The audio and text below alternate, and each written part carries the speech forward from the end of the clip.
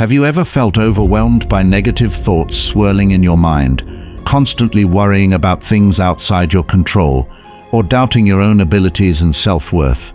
If so, you're not alone. In today's fast-paced world, many of us struggle with habits that chip away at our mental well-being and hold us back from reaching our full potential.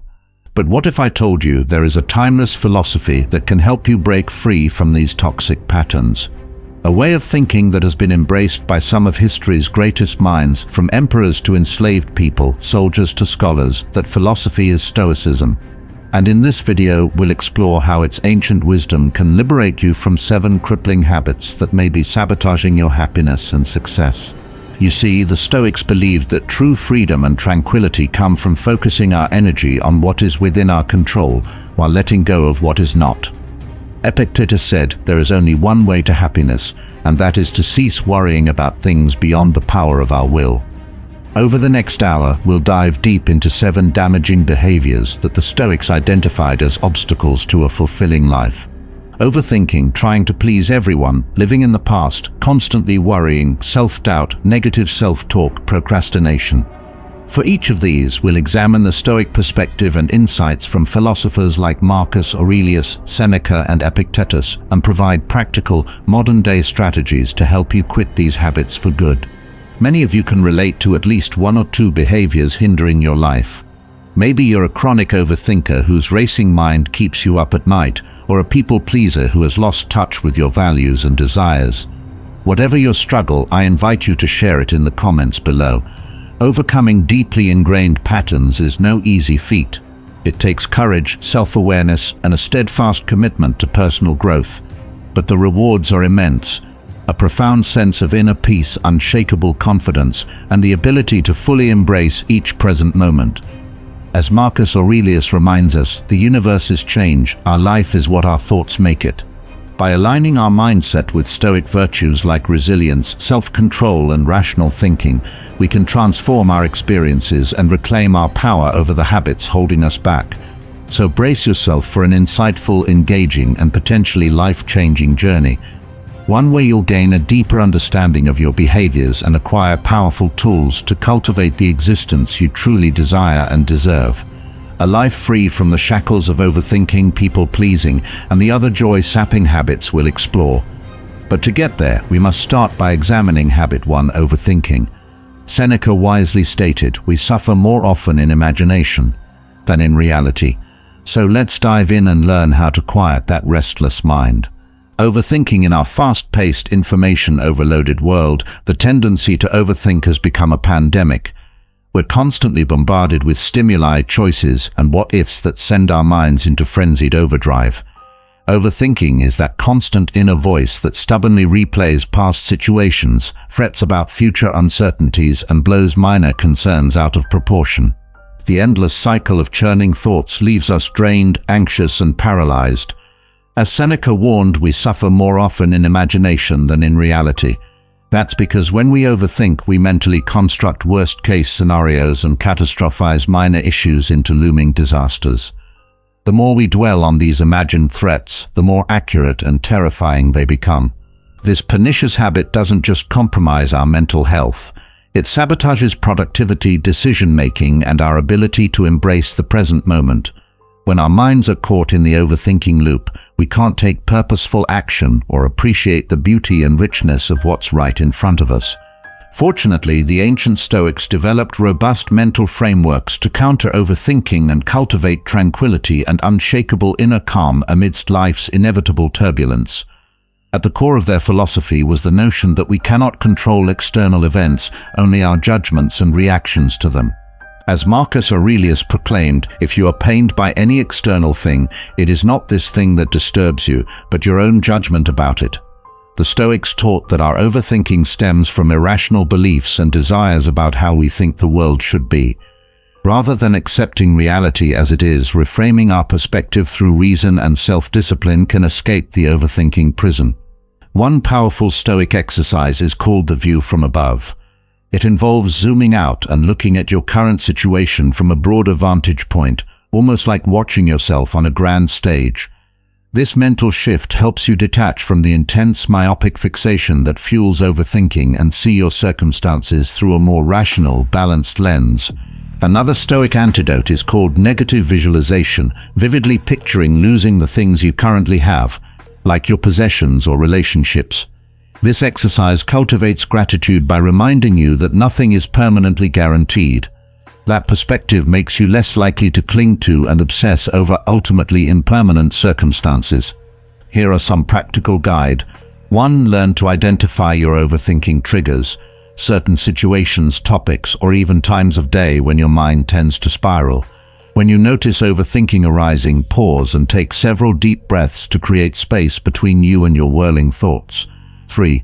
Practice the view from above by imagining you're a lower Stoic impartial observer watching the situation from a distance or space. What would this look like? How significant is it?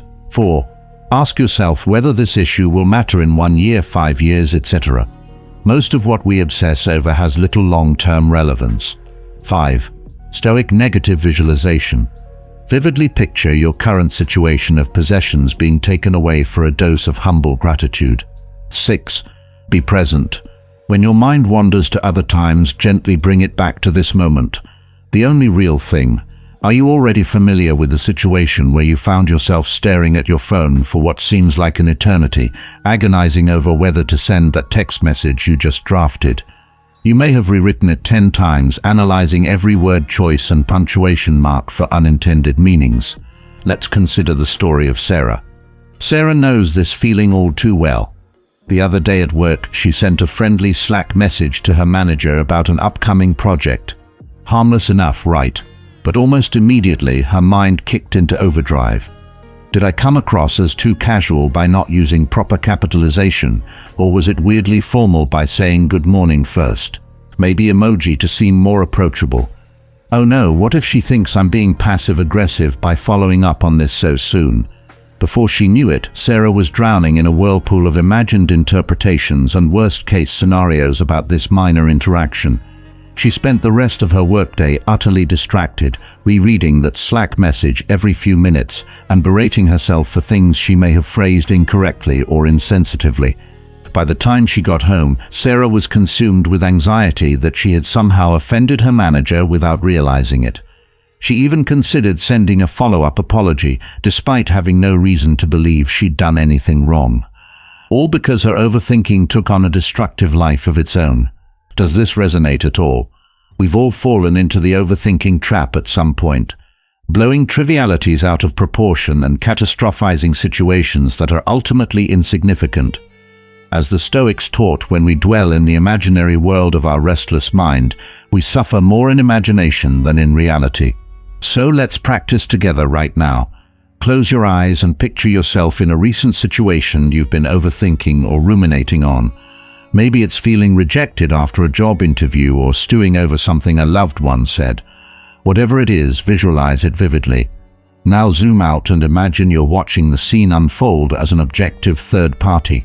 Notice how it appears smaller and less overwhelming from this separate vantage point.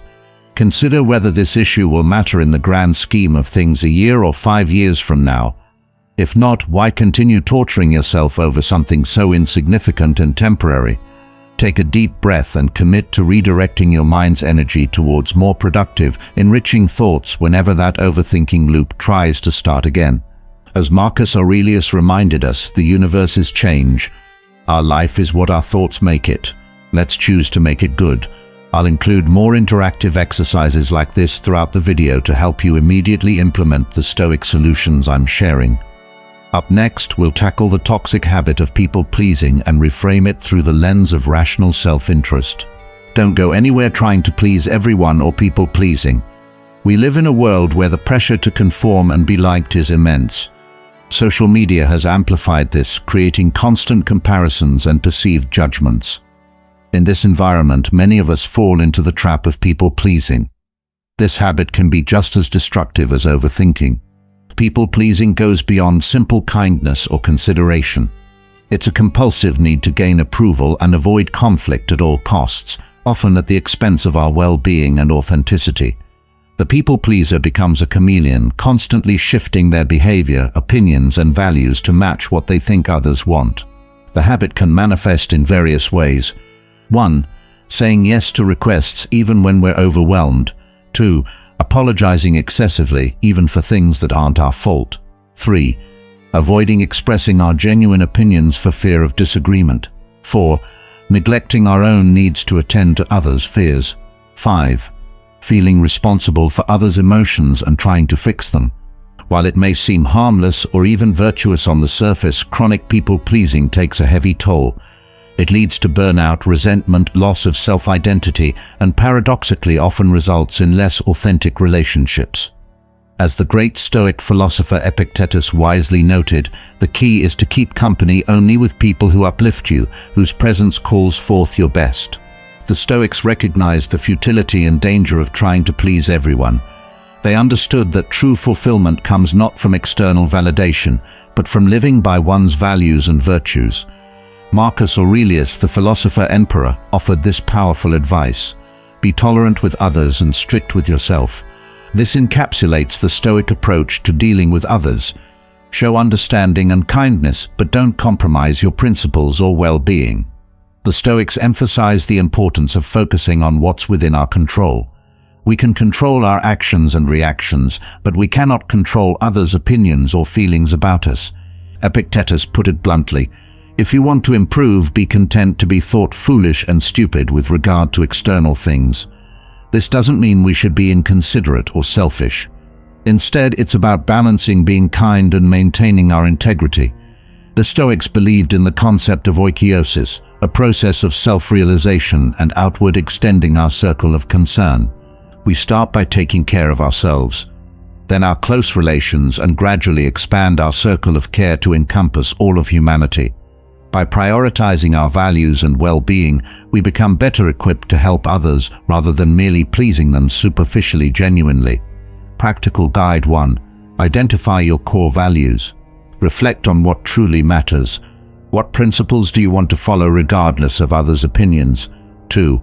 Practice saying no. Start small. Decline a minor request that aligns differently from your priorities.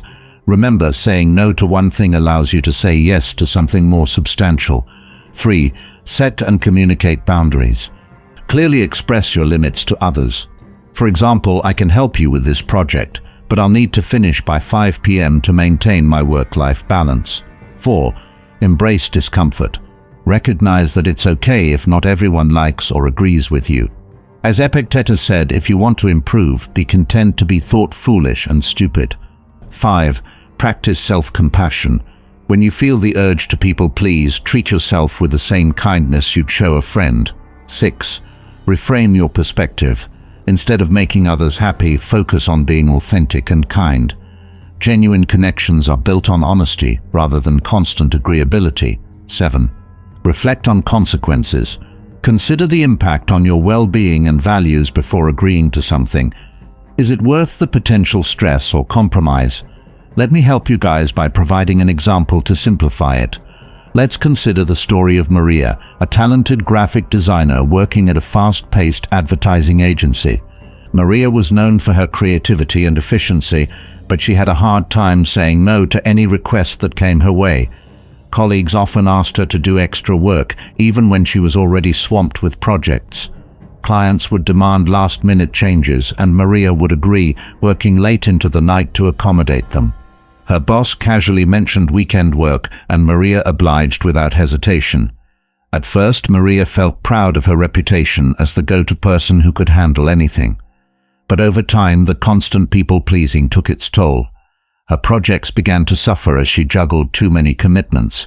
She felt constantly stressed and resentful, yet couldn't bring herself to turn down any requests. The breaking point came when Maria missed her sister's wedding anniversary dinner, an event she had promised to attend, because a client asked for revisions at the last minute. Sitting alone in her office that night, Maria realized something had to change. Inspired by Stoic philosophy, Maria began reassessing her priorities and setting clear boundaries. She started by having an honest conversation with her boss about her workload and the need for a better work-life balance. To her surprise, her boss was supportive and helped redistribute some of her tasks. Maria then practiced saying no to non-essential requests, focusing her energy on projects aligned with her values and career goals. She communicated clearly with clients about realistic timelines and the impact of last-minute changes. At first, this shift was uncomfortable. Maria worried she was letting people down or damaging her reputation. However, as Epictetus advised, she learned to be content to be thought foolish and stupid by those who didn't understand her boundaries. Over time, Maria noticed a remarkable change. Her work quality improved as she focused on fewer, more meaningful projects. She felt more energized and creative.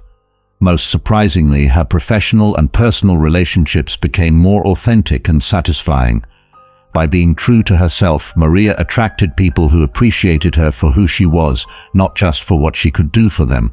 Maria's journey illustrates the Stoic principle that true strength comes not from trying to please everyone, but from staying true to one's values and maintaining healthy boundaries. I want you to take a moment and reflect on your own life. Please identify areas where you might be falling into the people-pleasing trap. It's always saying yes to extra work or agreeing with others' opinions, even when you disagree internally. In the comments below, share one specific instance where you've struggled with people-pleasing. Then, inspired by the Stoic principles we've discussed, tell us how you might handle that situation differently. Remember, this is about progress, not perfection. Even small steps towards authenticity and healthy boundaries can lead to significant positive changes in your life. As we move forward, remember these words from Marcus Aurelius: you have power over your mind, not outside events. Realize this, and you will find strength. In our next section, we'll explore how to break free from the chains of living in the past. Another habit that robs us of our present joy and future potential: living in the past. In our journey through life, we often find ourselves caught in the grip of the past. We replay old memories, rehash bygone conflicts, and dwell on missed opportunities. This habit of living in the past can be as insidious as it is expected, silently rotting our happiness and hindering our personal growth.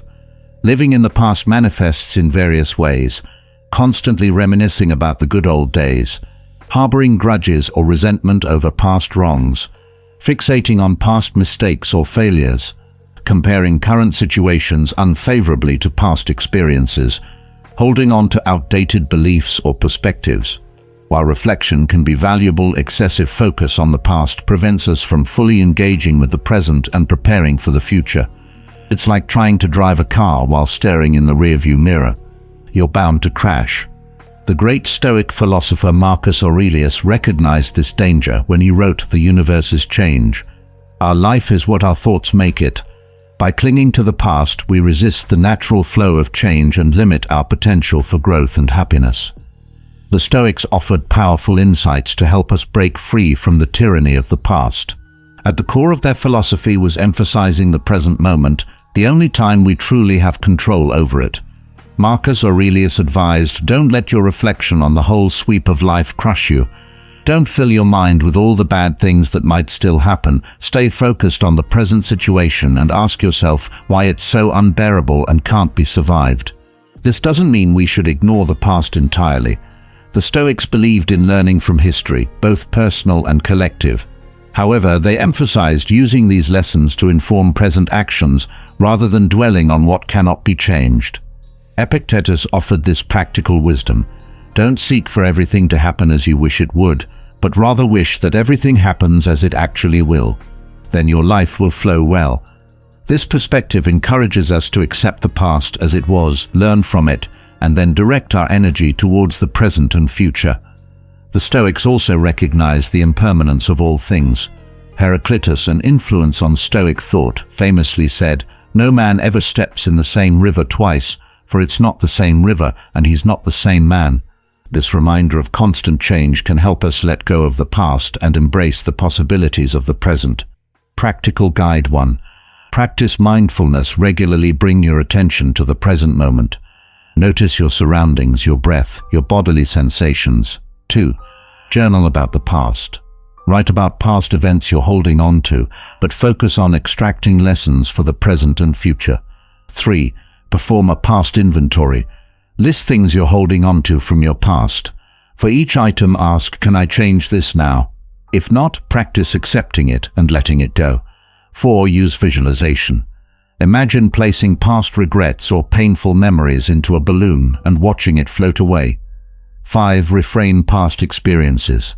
Look for the growth opportunities in past challenges. How have difficult experiences shaped you positively? 6. Practice gratitude. Daily list 3 things you're grateful for in the present. This helps shift focus from past to present. 7. Set future goals. Create clear, achievable objectives for your future. This gives you something positive to focus on instead of the past. Let me help you guys by providing an example to simplify it. Let's consider the story of David, a 45-year-old marketing executive. David passed up a tech startup job offer 10 years ago, staying with his stable corporate position.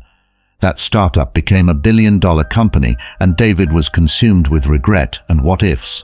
David's fixation on this missed opportunity affected every aspect of his life. He became bitter and resentful, constantly comparing his current life unfavorably to the imagined life he could have had. His performance at work suffered as he lost motivation, believing he had already missed his big chance. His relationship strained as he withdrew emotionally, lost in thoughts of what could have been. One day, while browsing a bookstore, David stumbled upon a book on Stoic philosophy. He was struck by a quote from Seneca: "The greatest loss of time is delay and expectation, which depend upon the future." We let go the present which we have in our power and look forward to that which depends upon chance, and so relinquish a certainty for an uncertainty. This was a wake-up call for David. He realized he had been sacrificing his present happiness for an idealized past that could never be changed. Inspired by Stoic principles, David began to shift his perspective. 1. He practiced mindfulness, using simple techniques like focusing on his breath to bring himself back to the present moment whenever he caught dwelling on the past. 2. He started a journal, not to rehash old regrets, but to extract lessons from his experiences. He realized that staying in his corporate job had provided stability that allowed him to support his family through some challenging times. 3. David performed a past inventory, listing everything he was holding on to. For each item, he asked himself, can I change this now? If not, he practiced accepting it and letting it go. 4. He set new future goals, focusing on ways he could innovate within his current role and industry. This gave him a positive focus for his energy. 5. David started a daily gratitude practice, listing 3 things he was thankful for in his present life. This helped him recognize the value of his current situation. Gradually, David noticed a significant shift in his outlook and quality of life. By focusing on the present and future rather than the unchangeable past, he found renewed enthusiasm for his work. He came up with innovative marketing strategies that earned him a promotion. His relationships improved as he became more emotionally present and positive. Most importantly, David found a sense of peace and contentment that had eluded him for years. He realized that while he couldn't change the past, he had the power to shape his present and future. David's journey illustrates the Stoic principle that true freedom comes from focusing on what we can control, our thoughts, judgments, and actions in the present moment, rather than lamenting what we cannot change. Now, I invite you to reflect on your life with the same Stoic lesson. Are there past events or decisions that you find yourself dwelling on? How might this focus on the past affect your present happiness and future potential? Take a moment to write down one past event that you frequently revisit in your mind. Now, channeling the Stoic approach, ask yourself: 1. What lesson can I extract from this experience? 2.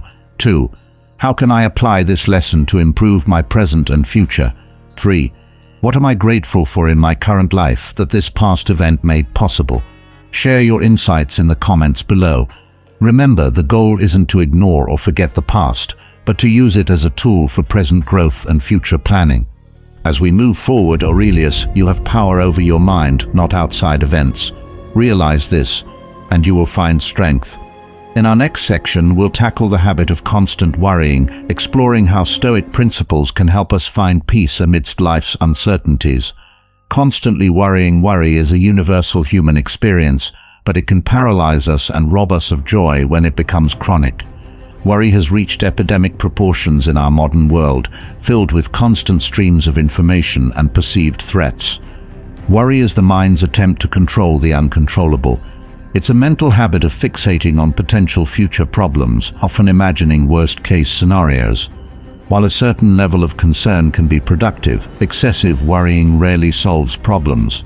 Instead, it creates a host of new ones like chronic stress and anxiety, difficulty concentrating and making decisions, sleep disturbances, physical health issues like headaches and digestive problems, strained relationships due to constant negativity, avoidance of new experiences or opportunities due to fear.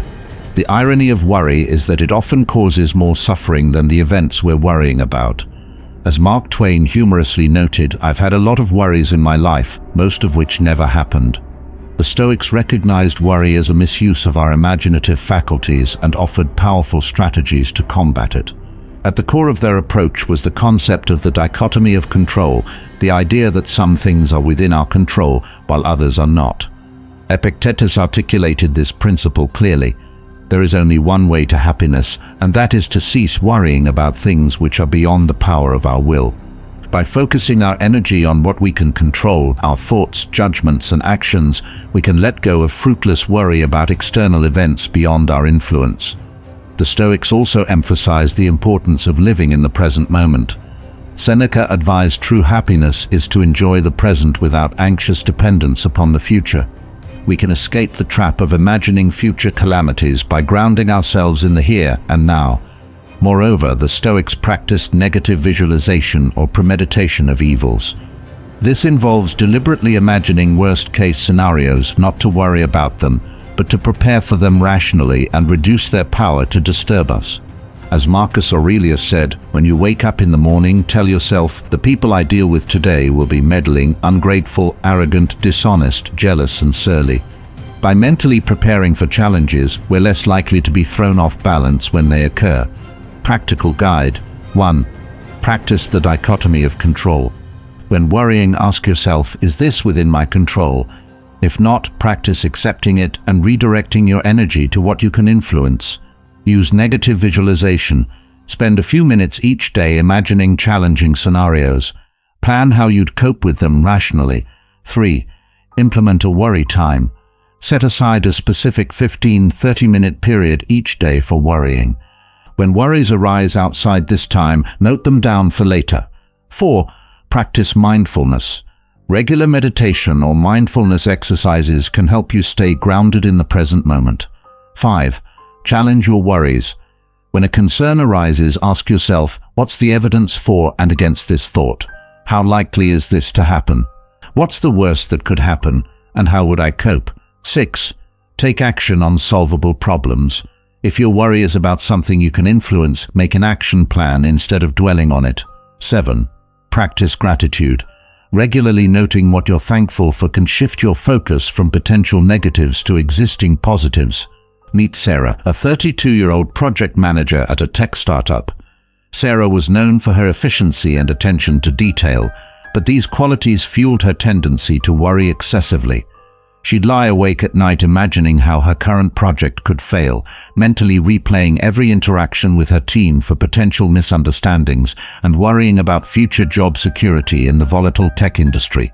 Sarah's constant state of worry began to affect her performance. She second-guessed every decision, hesitated to delegate tasks for fear they wouldn't be done perfectly, and struggled to meet deadlines as she obsessed over minor details.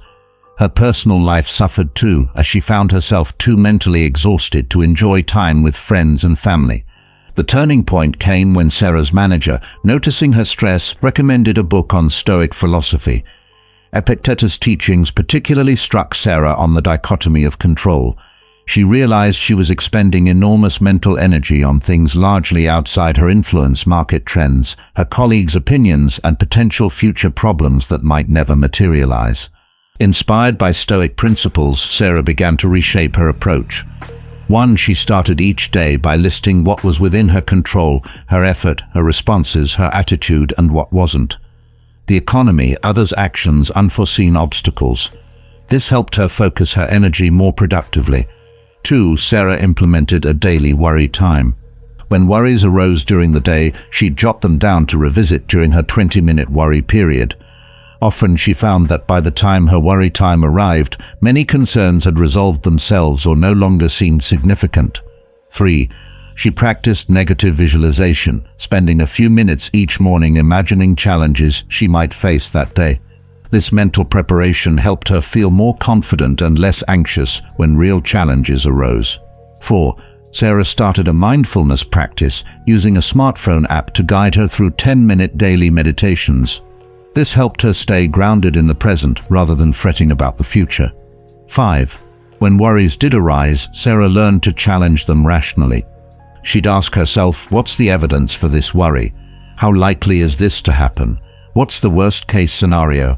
And how would I cope? 6. For worries about concrete problems, Sarah shifted from rumination to action. Instead of endlessly worrying about a project timeline, she'd create a detailed plan to address potential bottlenecks. Over time, Sarah noticed a significant shift. Her mind felt more apparent and she slept better at night. Her work performance improved as she focused on what she could control and let go of excessive worry about potential failures. She found herself more present and engaged in her relationships. Most importantly, Sarah discovered a new sense of inner calm. As Epictetus taught, people are not disturbed by things, but by the views they take of them. By changing her perspective on worry, Sarah changed her entire life experience. Now it's your turn to apply these Stoic principles to your worries. Take a moment to identify a persistent concern in your life. Write it down, then ask yourself 1. Is this within my control? If not, can I accept it? 2. What's the evidence for and against this worry? 3. What's the worst, and how would I cope? 4. Is there any action I can take to address this concern? Share your insights in the comments below. Remember, the goal isn't to eliminate worry, but to transform it from a paralyzing force into a tool for productive action and personal growth. As we move forward, remember these words from Epictetus: make the best use of what is in your power and take the rest as it happens. In our next section, we'll confront the insidious habit of self-doubt, exploring how Stoic wisdom can help us build unshakable self-confidence. Self-doubt is a formidable adversary that many of us face daily. It's that nagging inner voice that whispers, "You're not good enough, you can't do this, or who do you think you are?" This persistent questioning of our abilities, worth, and decisions can be paralyzing, hindering personal growth and preventing us from reaching our full potential. Self-doubt manifests in various ways: hesitation to pursue goals or opportunities, constant comparison to others, perfectionism and fear of failure, difficulty making decisions, seeking excessive validation from others, downplaying achievements or successes. At its core, self-doubt stems from a lack of trust in our judgment and capabilities. It's often rooted in past experiences, societal pressures, or unrealistic expectations we set for ourselves. While a healthy dose of self-reflection can be beneficial, chronic self-doubt erodes our confidence. It limits our ability to navigate life's challenges effectively. The Stoics, emphasizing self-awareness and rational thinking, offer powerful tools to combat self-doubt. They believe true self-worth comes from within and is based on our character and actions, not external validations or circumstances. Epictetus famously said, "Circumstances don't make the man, they only reveal him to himself." This perspective encourages us to see challenges not as threats to our self-worth, but as opportunities to demonstrate and develop our character. The Stoics also emphasize the importance of focusing on what's within our control. Marcus Aurelius advised, "You have power over your mind, not outside events. Realize this and you will find strength." By concentrating on our thoughts, judgments, and actions, rather than others' opinions or external outcomes, we can build a more stable sense of self-confidence. Moreover, the Stoics practiced negative visualization, imagining worst-case scenarios to prepare for them mentally. When applied to self-doubt, this technique can help us realize that even if our fears come true, we have the strength to handle the consequences. Practical Guide 1. Practice self-awareness. Regularly reflect on your thoughts and actions. Identify when self-doubt arises and what triggers it. Focus on what you can control. When facing a challenge, list what aspects are within your control and focus your energy there.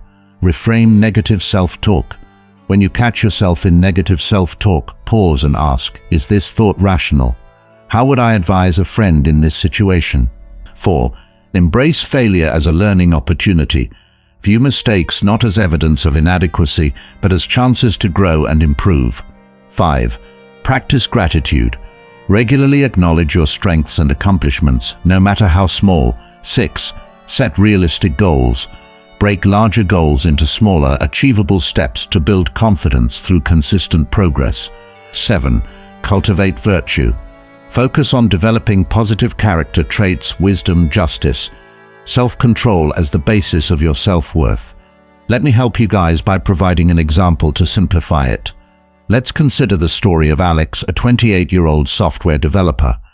Despite being highly skilled, Alex constantly doubted his abilities.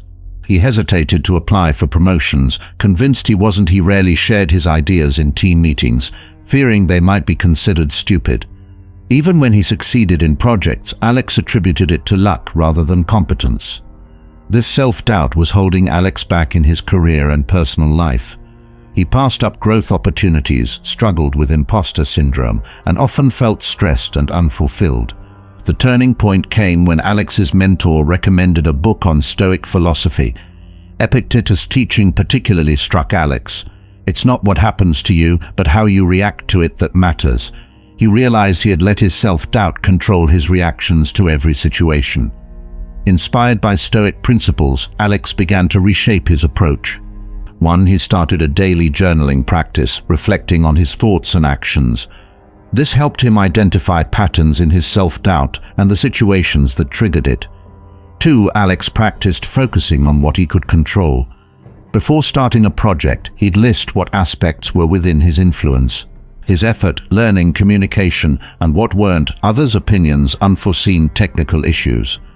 This helped him direct his energy more productively. 3. He learned to reframe his negative self-talk.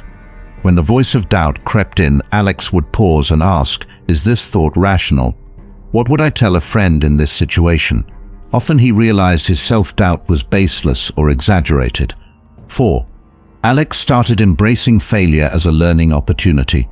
When he made mistakes, instead of criticizing himself, he'd ask, what can I learn from this? How can I improve next time? 5. He began a gratitude practice, noting 3 daily things he was proud of. This helped him acknowledge his strengths and accomplishments, which he had often overlooked. 6. Alex set realistic incremental goals for himself. Instead of being overwhelmed by the idea of becoming a perfect developer, he focused on improving specific skills one at a time. 7. He started to focus on cultivating virtue in his work, striving for wisdom in his technical decisions, justice in his team interactions, courage in sharing his ideas, and self-control in managing his time and efforts. Over time, Alex noticed a significant shift. He felt more confident in team meetings and began to share his ideas more freely. He applied for and received a promotion, realizing that even if he didn't get it, the experience would be valuable. His work became more fulfilling as he focused on personal growth rather than external validation. Most importantly, Alex developed a stronger, more stable sense of self-worth. As Marcus Aurelius wrote, you have power over your mind, not outside events. Realize this and you will find strength. By changing his perspective on self-doubt, Alex changed his entire career and life experience. It's your turn to apply these Stoic principles to your self-doubt. Take a moment to identify an area of your life where you often experience self-doubt. Write it down, then ask yourself 1. What aspects of this situation are within my control? 2. What would I say if I were advising a friend in this situation? 3. What's the worst that could happen and how would I cope? 4. What strengths or past successes can I draw upon in this situation? Share your insights in the comments below. Remember, the goal isn't to eliminate self-doubt, but to transform it from a paralyzing force into a tool for self-reflection and growth. As we move forward, keep in mind these words from Epictetus: the chief task in life is simply this, to identify and separate matters so that I can say clearly to myself which are externals not under my control, and which have to do with the choices I actually control. In our next section, we'll confront the destructive habit of negative self-talk. exploring how Stoic wisdom can help us cultivate a more positive and empowering inner dialogue. Negative self-talk. Negative self-talk is the inner critic that constantly berates us, undermines our confidence, and colors our world perception. It's that persistent voice in our head that says things like, "I'm not good enough, I always mess up," or "I'll never succeed." This internal dialogue can be so habitual that we often don't even realize we're doing it. The impact of negative self-talk can be profound: lowered self-esteem and confidence, increased stress and anxiety, reduced motivation and productivity, self-fulfilling prophecies of failure, strained relationships due to projected insecurities, missed opportunities due to fear and self-doubt. Negative self-talk often stems from internalized criticism from others, past failures, or societal pressures. It can become a lens through which we view every experience, distorting our perception of reality and limiting our potential.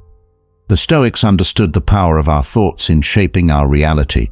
Epictetus famously said, "Men are disturbed not by things, but by the view which they take of them." This insight is particularly relevant to negative self-talk. The Stoics emphasized the importance of rational thinking and self-examination. Marcus Aurelius advised, "You have power over your mind, not outside events. Realize this, and you will find strength." By recognizing that our thoughts are under our control, we can begin to challenge and change our negative self-talk.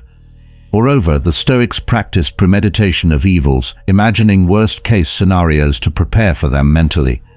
When applied to negative self-talk, this technique can help us realize that even if our fears come true, we have the strength to handle the consequences.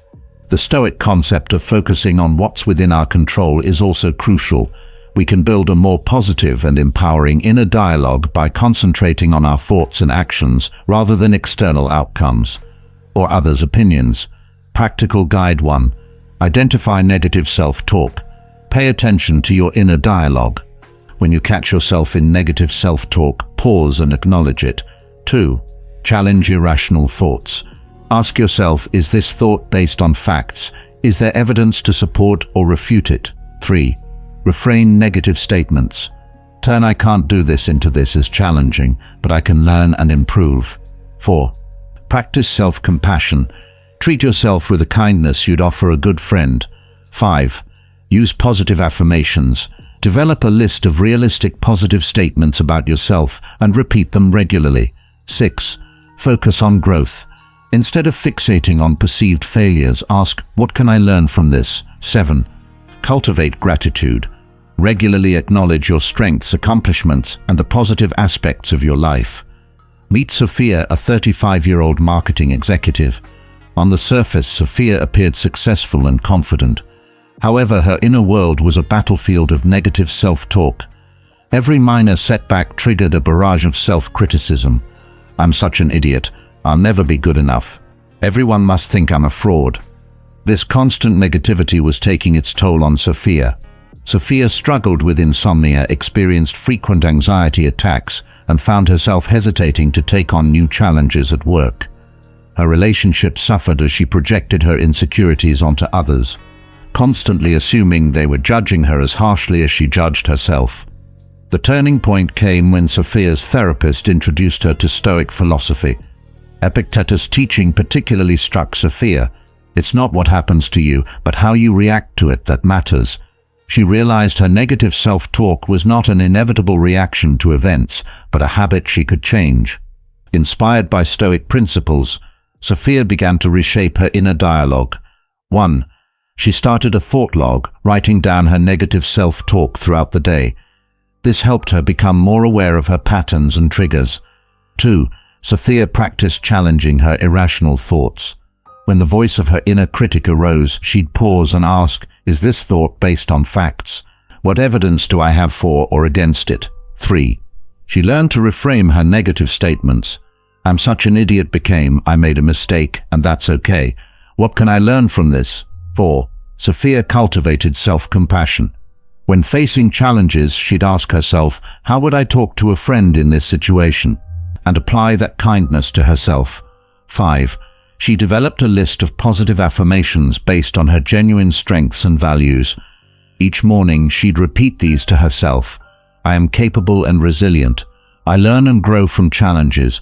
and others' opinions do not determine my worth. 6. Sophia adopted a growth mindset. Instead of seeing setbacks as evidence of her inadequacy, she viewed them as opportunities for learning and improvement. 7.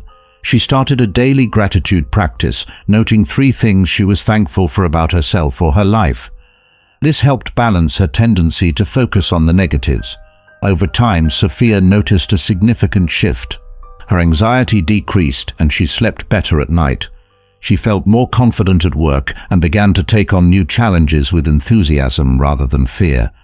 Her relationships improved as she became less defensive and more open. Most importantly, Sophia developed a kinder, more supportive relationship with herself. As Marcus Aurelius wrote, the soul becomes dyed with the color of its thoughts. By changing the color of her thoughts, Sophia transformed her entire life experience. It's your turn to apply these Stoic principles to your negative self-talk. Take a moment to identify a common negative thought you have about yourself. Write it down, then ask yourself, 1. Is this thought based on facts? What evidence do I have for or against it? How would I rephrase this thought more positively and realistically? 3. If a friend expressed this thought about themselves, what would I say to them? 4. What can I learn or how can I grow from the situation that triggered this thought? Share your insights in the comments below. Remember, the goal isn't to eliminate all negative thoughts, but to develop a more balanced, rational, and compassionate inner dialogue. As we move forward, keep in mind these words from Seneca. If you really want to escape the things that harass you, what you're needing is not to be in a different place, but to be a different person. In our final section, we'll confront the pervasive habit of procrastination, exploring how Stoic wisdom can help us overcome inertia and take purposeful action. Procrastination. Procrastination, the habit of delaying or postponing tasks, is a common struggle that can significantly impact our productivity, goals, and overall well-being. It's not merely about poor time management. Procrastination often stems from deeper emotional and psychological factors. Procrastination manifests in various ways. Putting off important tasks until the last minute, spending excessive time on trivial activities, avoiding challenging or uncomfortable tasks, starting projects but never finishing them, constantly making excuses for delays. The consequences of chronic procrastination can be severe: increased stress and anxiety, missed opportunities and deadlines, lower quality of work, damaged relationships and reputation, feelings of guilt and low self-esteem. At its core, procrastination is often a coping mechanism for dealing with negative emotions associated with a task, fear of failure, perfectionism, or feeling overwhelmed. The Stoics, emphasizing rational thinking and virtuous action, offer valuable insights for overcoming procrastination. They understood that our actions, not our intentions. Epictetus wisely noted, "No great thing is created suddenly, any more than a bunch of grapes or a fig. If you tell me that you desire a fig, I answer you that there must be time. Let it first blossom, then bear fruit, then ripen." This perspective encourages us to embrace the process of gradual progress, rather than being paralyzed by the enormity of a task. The Stoics also emphasize the importance of focusing on what's within our control. Marcus Aurelius advised, "Concentrate every minute like a Roman, like a man, on doing what's in front of you with precise and genuine seriousness, tenderly, willingly, with justice." We can overcome procrastination by directing our attention to the present moment and our immediate actions. Moreover, the Stoic principle of virtue as the highest good can be a powerful motivator. When we align our actions with our values and see our work as a means of developing character, we're less likely to put things off. Practical Guide 1. Break tasks into smaller, manageable steps, making large projects less overwhelming. 2. Use the 5-minute rule. Commit to working on a task for just 5 minutes. Often you'll find momentum and continue beyond that. 3. Practice mindfulness. When you notice the urge to procrastinate, pause and observe the feeling without judgment. 4. Identify and challenge procrastination thoughts. Question the validity of excuses you make for delaying tasks. 5. Create a structured environment. Minimize distractions and set up your space to facilitate focus. 6. Use the Stoic negative visualization technique. Imagine the consequences of not completing the task to motivate action. 7. Focus on the process, not the outcome. Concentrate on taking consistent small actions rather than fixating on the end result. Meet James, a 40-year-old aspiring novelist. For years, James talked about writing a book, but never seemed to make significant progress. He would start strong, writing for a few days or weeks, but inevitably he'd find reasons to put it off. He was too busy, not inspired enough, or needed to do more research. James' procrastination was taking a toll. He felt guilty and frustrated with himself. His self-esteem suffered, and he began to doubt whether he'd ever achieve his dream. His relationships were strained as he grew defensive when friends or family asked about his writing progress. The turning point came when James attended a writing workshop where the instructor introduced Stoic principles for overcoming creative blocks. He was particularly struck by Epictetus' teaching, first say to yourself what you would be, and then do what you have to do. James realized that all his talk about writing was meaningless without consistent action. Inspired by Stoic wisdom, James began to reshape his approach. 1. He broke his book project into smaller, manageable tasks. Instead of write a novel, his daily goal became write 500 words. 2. James adopted the 5-minute rule. Even when he wasn't motivated, he committed to sitting at his desk and writing for just 5 minutes. Often he'd find himself continuing well beyond that initial commitment. 3. He practiced mindfulness when the urge to procrastinate arose. Instead of immediately giving in to distractions, he'd pause and observe his feelings, often realizing that his reluctance was based on irrational fears. 4. James started challenging his procrastination thoughts. When he caught himself making excuses, he'd ask, "Is this really true? What evidence do I have?" 5. He created a dedicated writing space free from distractions and established a regular writing routine. 6. Using the Stoic negative visualization technique, James would vividly imagine his regret if years passed and he never completed his novel. This motivated him to take action in the present. 7. James shifted his focus from the daunting task of writing a perfect novel to simply showing up each day and putting words on the page, embracing the process of gradual improvement. Over time, James noticed a significant shift. His daily word count increased, and he looked forward to his writing sessions rather than dreading them. A sense of accomplishment and progress replaced the guilt and frustration. Most importantly, James developed a stronger sense of self-efficacy and integrity. As Marcus Aurelius wrote, "You have power over your mind, not outside events. Realize this and you will find strength." By changing his approach to procrastination, James progressed in his novel and transformed his self-image and sense of purpose. Now it's your turn to apply these Stoic principles to your own procrastination habits. Think of a task or goal you've been putting off. Write it down, then ask yourself 1.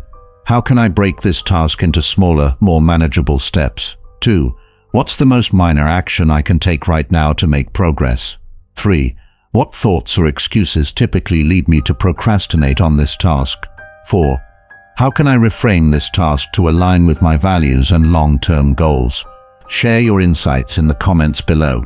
Remember, the goal isn't to achieve perfection overnight, but to consistently practice purposeful action. As we conclude our journey through these 7 habits to quit, keep in mind these words from Seneca: "It is not because things are difficult that we do not dare, it is because we do not dare that things are difficult."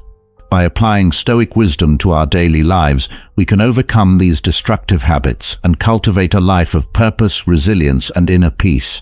As we reach the end of our Stoic journey through these 7 habits to quit, let's take a moment to reflect on the wisdom we've uncovered and the practical strategies we've explored. We began by addressing overthinking, learning to focus our mental energy on what truly matters. We then tackled the people-pleasing habit, recognizing the importance of staying true to our values. We explored how to let go of living in the past and instead embrace the present moment. We confronted the habit of constant worrying, discovering how to distinguish between what we can and cannot control. We delved into the challenge of self-doubt, finding ways to build genuine self-confidence based on our actions and character. We addressed the destructive power of negative self-talk, learning to cultivate a more compassionate and rational inner dialogue. Finally, we faced the pervasive habit of procrastination, uncovering Stoic strategies to take consistent, purposeful action. Throughout this journey, we've drawn upon the timeless wisdom of Stoic philosophers like Marcus Aurelius, Epictetus, and Seneca. Though centuries old, their insights remain remarkably relevant to our modern challenges.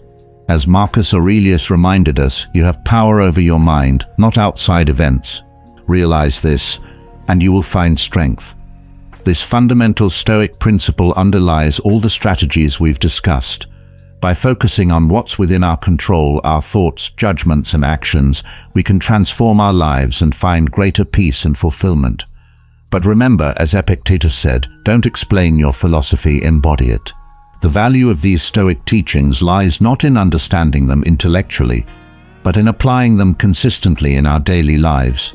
So I challenge you to choose one of these 7 habits that resonate most strongly with you. Commit to working on it for the next 30 days.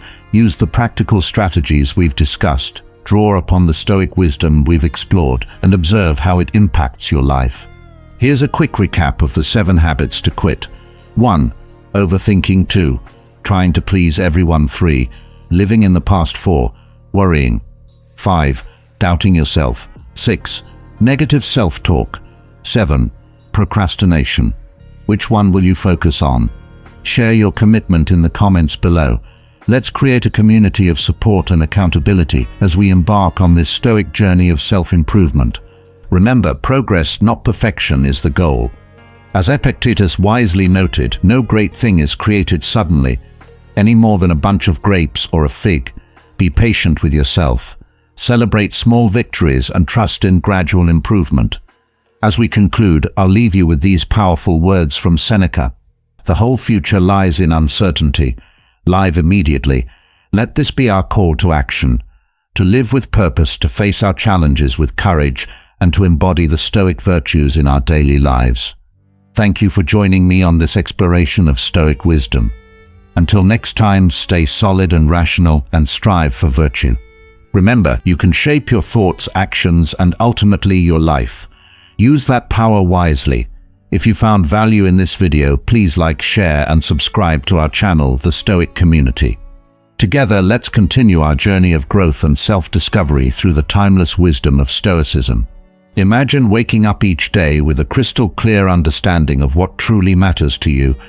Not what society says should matter, not what your social media feed suggests is important, but what resonates deeply with your core values. This is the power of an unwavering sense of purpose. When you speak less and listen more to yourself, to the wisdom of others, to the whispers of the universe, you begin to align your actions with your true purpose. You become less swayed by fleeting emotions or external pressures. Instead, you move through life with intention and direction. So how can we cultivate this unwavering sense of purpose? Here are some Stoic-inspired practices.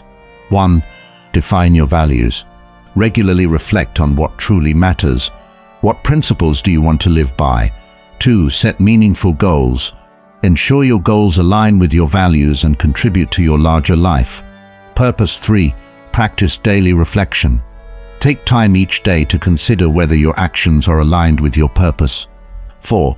Embrace obstacles as opportunities. View challenges not as setbacks, but as chances to reinforce your purpose.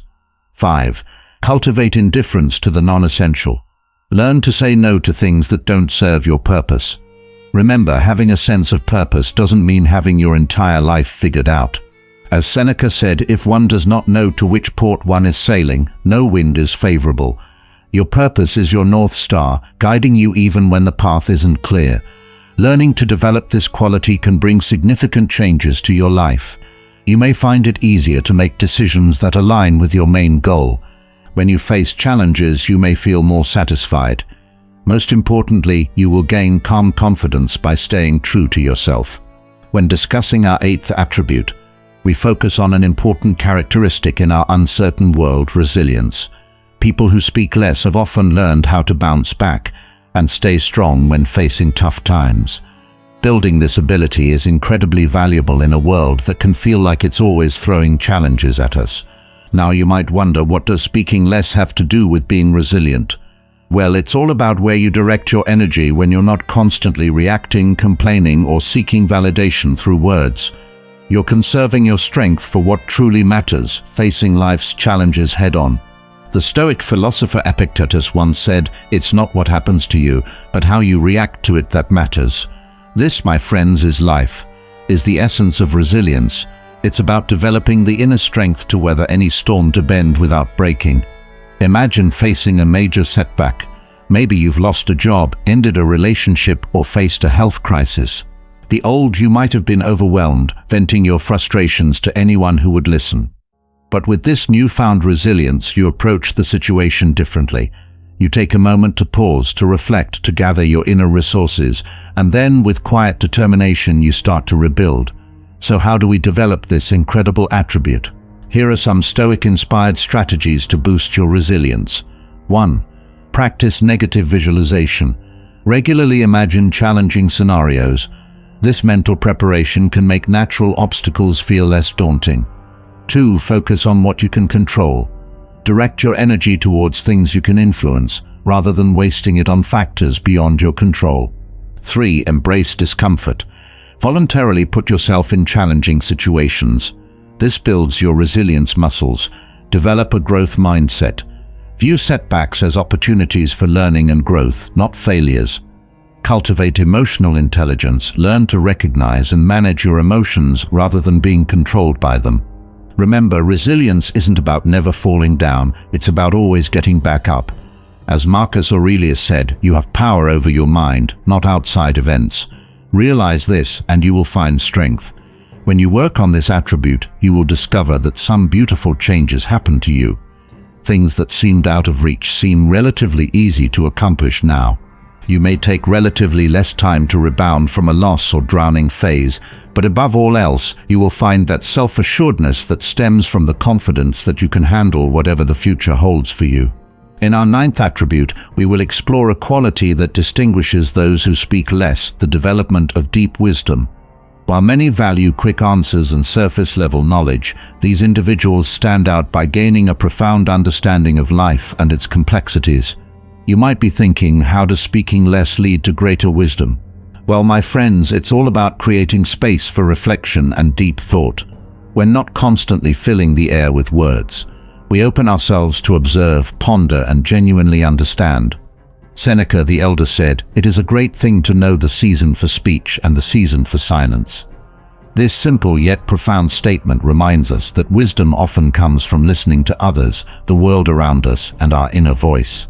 Imagine being in a heated debate. The old you might have jumped in with quick rebuttals, eager to prove your point. But with this newfound approach, you take a moment to listen truly and consider different perspectives. You speak less, but when you do speak, your words carry the weight of careful consideration and deep understanding. So how do we cultivate this profound wisdom? Here are some Stoic-inspired practices. 1. Practice critical thinking. Don't accept ideas at face value. Question, analyze, and seek to understand more profound truths. 2. Commit to lifelong learning. Cultivate curiosity about the world around you. Never stop seeking knowledge. 3. Reflect regularly. Set aside time each day for quiet reflection. Process your experiences and extract lessons from them. 4. Pursue diverse perspectives. Engage with people and ideas different from yours. Wisdom often lies in understanding multiple viewpoints. 5. Apply knowledge practically. True wisdom isn't just about knowing things, but about living them. Apply what you learn to your daily life. Remember, wisdom isn't about having all the answers. As Socrates, a significant influence on Stoic thought, famously said, "I know that I know nothing." True wisdom often begins with acknowledging our limitations and remaining open to new understandings. Developing this quality can lead to significant changes. You may start making better decisions as you understand different situations more deeply. This may also lead to you becoming a trusted advisor to your friends and colleagues. Most importantly, you will find a sense of inner peace as you start seeing the world more clearly and navigating it more skillfully. Friends, welcome to our final attribute. Today we're talking about the importance of effective communication. Speaking less often leads to better communication. Let's explore this concept further. In our constant chatter and information overload world, communicating with impact is more valuable than ever. But here's the twist. Impactful communication isn't about saying more. It's about saying what matters when it matters in a way that resonates deeply. The Stoic philosopher Epictetus wisely said, if you want to improve, be content to be thought foolish and stupid. This reminds us that effective communication often means stepping back, listening more, and speaking only when we have something precious to contribute. Imagine you're in an important meeting while others are talking over each other, competing to be heard. You're observing, listening, and processing. When you speak, your words are thoughtful, precise, and impactful. People listen because they know you don't waste words. People listen because they know you use words wisely. This is the power of mastering impactful communication. So how do we cultivate this powerful trait? Here are some Stoic-inspired strategies. 1. Choose your words carefully before speaking. Ask yourself, is it true? Is it necessary? Is it kind? 2. Practice concision.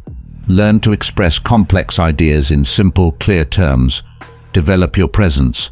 Communication isn't just about words. Your body language, tone, and energy all contribute to your message. Know your audience.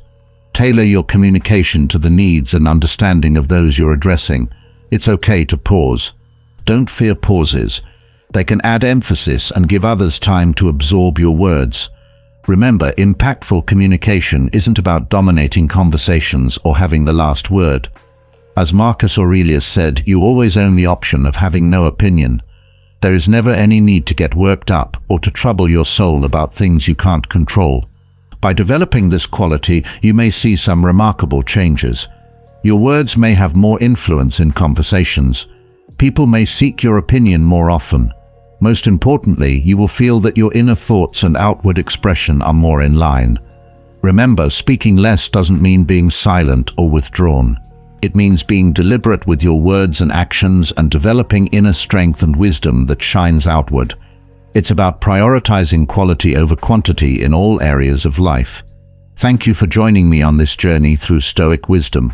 These traits inspire you to speak less and live more authentically, purposefully, and impactfully. Greetings, all of you who search for the truth. We begin a quest to improve our mornings and consequently our existence via the principles enunciated by Stoics in antiquity. Our first step, examining our fundamental purpose in life, identifying the center between what we love and what we can do.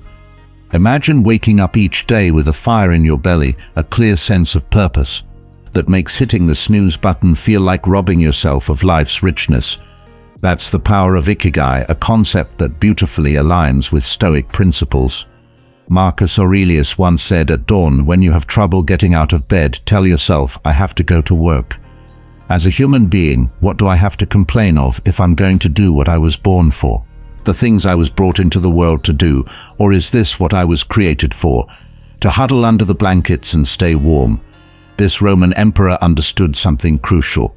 Having a purpose and a reason to rise is fundamental to a well-lived life. But how do we find this purpose in our modern world? Ikigai offers us a framework. It's the sweet spot, where 4 elements intersect: what you love, what you're good at, what the world needs, and what you can be paid for. It's not about grand world-changing missions, though it could be. For many, it's about finding meaning in the everyday. Maybe you're a teacher who loves nurturing young minds, or a baker whose perfectly crafted loaves bring joy to your community. You may be a programmer whose code makes people's lives easier. Whatever it is, your Ikigai is uniquely yours. But here's the kicker. Finding your Ikigai isn't a one-time event. It's a practice, much like Stoicism itself. It requires regular reflection and adjustment, as Seneca advised. If one does not know to which port one is sailing, no wind is favorable. So how do we start this practice? Begin by asking yourself these questions each morning. 1. What activities make me lose track of time? 2. What skills do I have that others value? 3. How can I contribute to my community or the world? 4. How can I align my passions with earning a living? Write down your answers. Let them percolate. Over time, patterns will emerge, guiding you towards your Ikigai. Remember, this isn't about finding the perfect purpose. It's about progress, about moving towards a life of meaning and fulfillment. As Epictetus said, first say to yourself what you would be, and then do what you have to do. By starting each day with a reflection on your ikigai, you're not just setting yourself up for a productive morning, you're laying the foundation for a life well lived. You're giving yourself a reason to get out of bed, eager to contribute your unique gifts to the world. So tomorrow, as the first light of dawn breaks, ask yourself, what's my ikigai? What's my reason for rising? And then, my friends, rise and meet the day with purpose. As the day winds down, we find ourselves at a crucial juncture. The evening hours, we lay the foundation for tomorrow's success. In these quiet moments before sleep, the Stoics understood the power of preparation, and we do well to heed their wisdom. Seneca once wrote, "While we are postponing, life speeds by." This rings especially true when we consider our evenings. How often do we fritter away these precious hours to wake up unprepared and overwhelmed? Let's change that narrative. Your evening routine is the secret weapon in your Stoic arsenal. It's not about rigid self-denial or joyless discipline. Instead, it's about creating a space that supports your well-being and aligns with your goals. Start by setting a clear cutoff time for work and digital distractions. Marcus advised, we need to master the art of acquiescence. We need to pay attention to our impulses, making sure they don't go unmoderated, that they benefit others, that they're worthy of us. We need to steer clear of desire in any form and not try to avoid what's beyond our control. In our always-on world, stepping away from emails or social media might seem foolish, but in doing so, you're reclaiming your time and mental space. Next, take a few moments to plan for tomorrow. Jot down your top 3 priorities. This simple act sets a clear direction, ensuring you wake up purposefully. Marcus Aurelius started each day by telling himself, I am rising to do the work of a human being. By planning the night before, you're giving yourself a head start on that noble work. Consider incorporating some light stretching or gentle yoga into your evening routine. This isn't just about physical flexibility, it's about creating a bridge between the day's busyness and the night's calm. As you move, let go of the day's tensions. Remember the Stoic principle of focusing on what you can control. You can't change what happened today, but can prepare for tomorrow. Reading is another powerful evening habit. Choose something inspiring or thought-provoking. The Stoics were avid readers and writers. Seneca advised, we should hunt out the helpful pieces of teaching and the spirited and noble-minded sayings, which are capable of immediate practical application. Let the wisdom of great thinkers infuse your dreams. Finally, practice gratitude before you sleep. Reflect on 3 things you're thankful for. This isn't mere positivity, it's a profound Stoic practice. Marcus Aurelius began his meditations with a long list of people for whom he was grateful. By ending your day with gratitude, you're training your mind to focus on the good, building resilience for whatever tomorrow may bring. Remember, the goal isn't perfection. Some nights life will intervene. That's okay. The Stoic evening routine is about intention, not rigidity. As Epictetus said, don't explain your philosophy, embody it. Let your evening routine be a living embodiment of your commitment to growth and tranquility. So as the world quiets down, take charge of your evening tonight. Prepare your mind, body and spirit for the dawn to come. In doing so, you're not just setting yourself up for a good morning, crafting a life of purpose one evening at a time. Picture this. The soft light of dawn filters through your window and you reach for your phone. Suddenly, you're plunged into a whirlpool of notifications, emails and news updates. Sound familiar? In our hyper-connected world, morning distractions have become the norm. But the Stoics, in their timeless wisdom, would urge us to resist this modern siren song. Epictetus once said, "No man is free who is not master of himself in our mornings." This means taking control of our attention from the moment we wake. It's about creating a space of serenity and intention before engaging with the outside world's din. But why is this so crucial? Marcus Aurelius provides insight.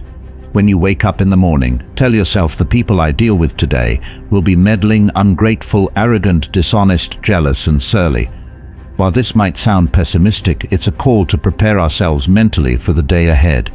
And how can we prepare if we immediately immerse ourselves in distractions? So let's craft a morning sanctuary. Start by keeping your phone out of arm's reach. Better yet, consider a no screens rule for the first hour of your day. This might initially feel uncomfortable. We're addicted to that dopamine hit of new information. But in that discomfort lies growth.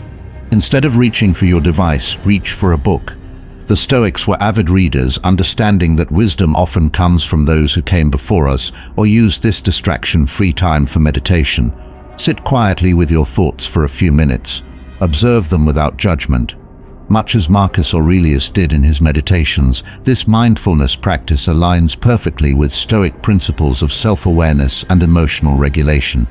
Physical exercise is another powerful way to start your day distraction-free. The Stoics understood the connection between physical and mental well-being. A morning walk, some yoga, or a quick workout can set a positive tone for the day, flooding your body with endorphins and sharpening your mind. Now I hear some of you thinking, but what about emergencies? What if someone needs to reach me to this? I'd remind you of Epictetus's words. There is only one way to happiness, and that is to cease worrying about things which are beyond the power of our will. Most emergencies can wait an hour, and for those rare, true emergencies, trust that you'll be informed. Remember, the goal here isn't to permanently disconnect from the world. It's to start your day on your terms, to approach the world with intention rather than reaction. As you gradually extend your distraction-free morning time, you may be more centered, productive, and at peace. Seneca wrote, "People are frugal in guarding their personal property, but as soon as it comes to squandering time, they are most wasteful of the one thing in which it is right to be stingy."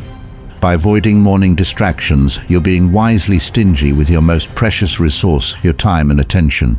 So tomorrow, when you wake up, resist the urge to plug into the digital world immediately. Instead, plug into yourself. Create a space of calm and intention. You're not just changing your morning. You're changing your life, one distraction-free dawn at a time. Few things are as important as being consistent in life. This is especially true when it comes to waking up simultaneously every day. The Stoics, who were practical in pursuing virtue, understood the power of having a routine. Let's see how we can use this wisdom to improve our mornings and in turn our lives. Epictetus once said, "No great thing is created suddenly any more than a bunch of grapes or a fig. If you tell me that you desire a fig, I answer you that there must be time. But let it first blossom, then bear fruit, then ripen." This wisdom applies beautifully to the habit of consistent wake-up times. It's not about sudden, dramatic changes, but steady, patient cultivation. But why is a consistent wake-up time so crucial? It's about more than just being an early bird or a night owl. It's about aligning ourselves with the natural rhythms of the world and our bodies. When we wake simultaneously each day, we're not fighting against our circadian rhythm, but working harmoniously. Marcus Aurelius started each day by reminding himself at dawn, when you have trouble getting out of bed, tell yourself, "I have to go to work." As a human being, by setting a consistent wake-up time, we're committing daily to our duties as human beings, our personal growth, and the betterment of the world around us. Now I can hear some of you thinking, but I'm not a morning person. I'd remind you of Seneca's words, "It is not that we have a short time to live, but that we waste a lot of it." By establishing a consistent wake-up time, even if it's not at the crack of dawn, you're reclaiming time that might otherwise be lost to inconsistency. So how do we cultivate this habit? Start small. If you currently wake up at different times each day, choose a realistic time and stick to it for a week, even on weekends. Yes, I know the temptation of sleeping in. But remember, we're building a life here, not just managing a work week. As you set your alarm, remind yourself of Epictetus' words. He is a wise man who does not grieve for the things which he has not, but rejoices for those which he has. Reframe your consistent wake-up time, not as a burden, but a gift. A daily opportunity to engage with life on your terms. When the alarm goes off, don't negotiate with yourself. The Stoics valued decisive action. As Marcus Aurelius advised, when you arise in the morning, think of what a precious privilege it is to be alive, to breathe, to think, to enjoy, to love. Let these words be your morning mantra as you rise. Remember, the goal isn't to become a morning person if that's not your natural inclination. The goal is consistency. Whether you're waking at 5 a.m. or 9 a.m., what matters is that you're doing it consistently, creating a stable foundation for your day. As you build this habit, you may find other areas of your life falling into place. Your sleep quality may improve. Your productivity might increase. You might have more time for morning reflection or exercise. These are the ripple effects of one simple habit. Consistent action. Seneca wrote, "If you really want to escape the things that harass you, what you're needing is not to be in a different place, but to be a different person." By establishing a consistent wake-up time, you're becoming a different person who values structure, honors commitments to themselves, and starts each day with intention. So tonight, as you set your alarm, remember, you're not just setting a wake-up time, you're setting the stage for a more disciplined, more purposeful life. And tomorrow, when that alarm sounds, rise with the knowledge that you're participating in an ancient and noble tradition. The tradition of meeting each day with consistency, courage, and love. In pursuing Stoic wisdom and morning routines, we might be tempted to become harsh taskmasters to ourselves. But today, let's explore a crucial aspect of Stoic practice that's often overlooked: self-compassion. In his Meditations, Marcus Aurelius wrote, "You have power over your mind, not outside events. Realize this, and you will find strength." This power includes the ability to treat ourselves with kindness, especially when we fall short of our ideals. Now you might be wondering, isn't Stoicism about endurance and discipline? Where does self-compassion fit in? The answer lies in understanding that true strength comes not from rigid self-criticism, but from a balanced approach that acknowledges our humanity. Epictetus taught, "It's not what happens to you, but how you react to it that matters." This applies to external events and our actions and perceived failures. When we miss our alarm, skip our morning meditation, or fall back into old habits, how we react to ourselves can make all the difference. Practicing self-compassion doesn't mean making excuses or lowering our standards. Instead, it's about responding to our shortcomings with understanding and a commitment to growth. It's recognizing that the path to virtue is not a straight line, but a series of attempts, failures, and renewed efforts. So how do we cultivate this self-compassion in our morning routine? Start by acknowledging that every day is a new opportunity. If yesterday's morning didn't go as planned, today is a chance to begin again. As Seneca advised, begin at once to live and count each separate day as a separate life. When you face setbacks, try this Stoic exercise. Speak to yourself like a good friend facing the same situation. Would you criticize them for hitting snooze once? Or would you encourage them to try again, acknowledging the challenge but focusing on the opportunity for growth? Remember, the goal of our morning routine is not perfection, but progress. Seneca reminds us we suffer more often in imagination than in reality. Often our harshest critic is the voice in our head. By practicing self-compassion, we can quiet that critic and focus on meaningful change. This doesn't mean abandoning discipline. Instead, it's about finding a balance. As you build your morning routine, set realistic expectations. If you're not a morning person, don't expect to suddenly leap out of bed at 5 a.m. With a smile, start where you are and gently push your boundaries. When you succeed in meeting your morning goals, please take a moment to acknowledge them. This isn't vanity, it's reinforcing positive habits. Recognizing your successes, no matter how small, is an exercise of this power. And on those mornings when things don't go as planned, take a deep breath and remember Epictetus' words. It's not what happens to you, but how you react to it that matters. Respond with kindness to yourself, learn from the experience, and then move forward. Practicing self-compassion in your morning routine isn't just about feeling good. It's about creating a sustainable practice that can weather the ups and downs of life. It's about building resilience, not through harsh self-judgment, but through understanding and persistent effort. So tomorrow morning, as you embark on your routine, carry with you this Stoic wisdom. Be as kind to yourself as you would be to others. Recognize your efforts, learn from your missteps, and keep moving forward. In this balance of discipline and self-compassion, we find the true strength of the Stoic path. In the grand tapestry of life, it's often the most minor threads that hold everything together. This chapter will explore the power of small, disciplined acts in our morning routine and how they can transform our days and lives. The great Stoic philosopher Epictetus once said, "No great thing is created suddenly, any more than a bunch of grapes or a fig." This wisdom aligns beautifully with the words of Lao Tzu, who taught the journey of 1,000 miles begins with a single step. Both remind us that monumental change often comes from small, consistent actions. So what do these small, disciplined acts look like in the context of our morning routine? It could be as simple as making your bed as soon as you rise. This might seem trivial, but Admiral William McRaven famously said, "If you want to change the world, start by making your bed." It's a small victory that sets the tone for the day, a physical representation of order and discipline. Perhaps it's taking 5 deep breaths before your feet hit the floor, centering yourself for the day ahead. The Buddha taught, what you think you become, what you feel you attract, what you imagine you create. By starting your day with this small act of mindfulness, you're setting an intention for calm and focus. Maybe it's drinking a glass of water before anything else, honoring your body's need for hydration after hours of sleep.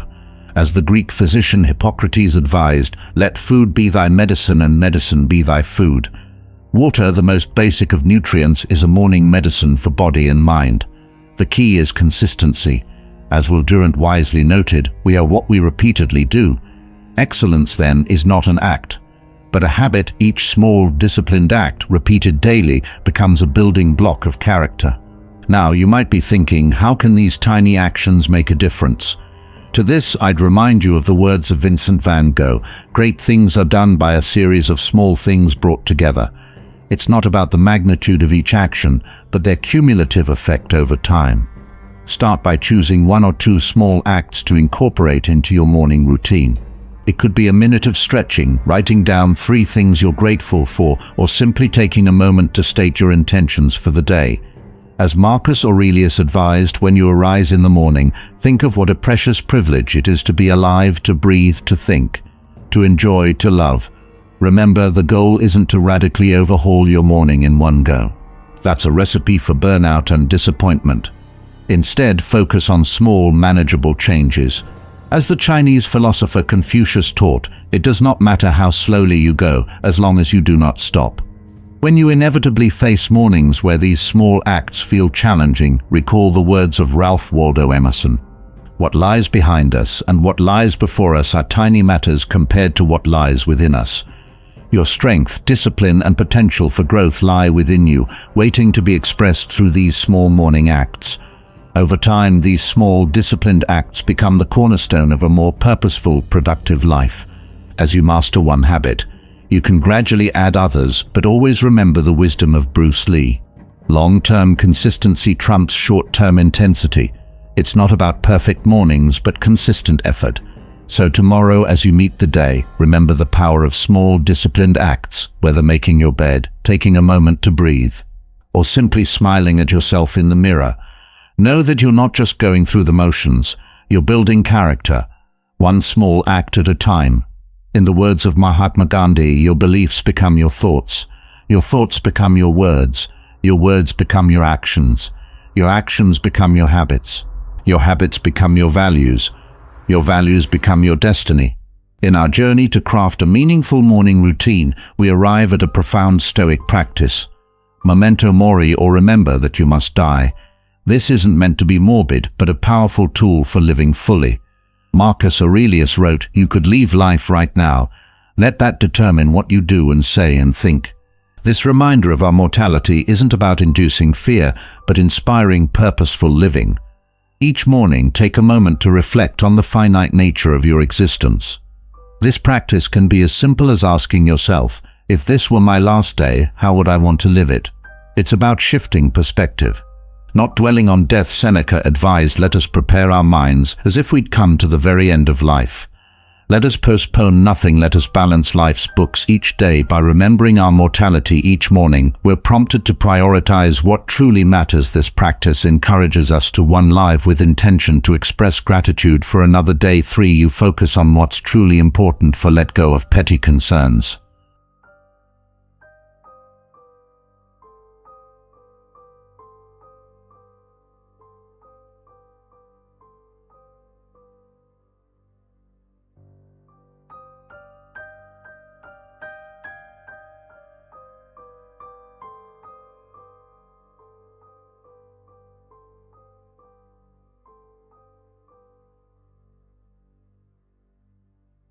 As we conclude our exploration of Stoic morning routines, let's reflect on a profound truth. The way we start our day shapes everything that follows. The ancient Stoics understood this, as do many of today's most successful individuals. Consider Jack Dorsey, who begins each day with meditation and exercise, or Jeff Bezos, who prioritizes family time in the morning. These modern leaders, like the Stoics before them, recognize the power of a purposeful morning routine. But remember, success isn't about mimicking others. It's about finding what works for you, guided by timeless wisdom. Whether it's practicing gratitude, avoiding distractions, or remembering your mortality, each element we've discussed is a tool for crafting a more intentional, fulfilling life. The Stoic morning routine isn't about perfection. It's about progress. It's about starting each day with purpose, resilience, and a commitment to personal growth. As you implement these practices, be patient with yourself. Remember, as Marcus Aurelius said, you have power over your mind, not outside events. Realize this, and you will find strength. As you leave this video, I challenge you to choose one aspect of the Stoic morning routine and incorporate it into your life. Start small, be consistent, and watch as it transforms not just your mornings, but your entire approach to life. Thank you for joining us on this journey of Stoic wisdom. Remember, you're part of a community striving for personal growth and societal betterment. Until next time, this is the Stoic community, wishing you mornings filled with purpose and days lived with virtue.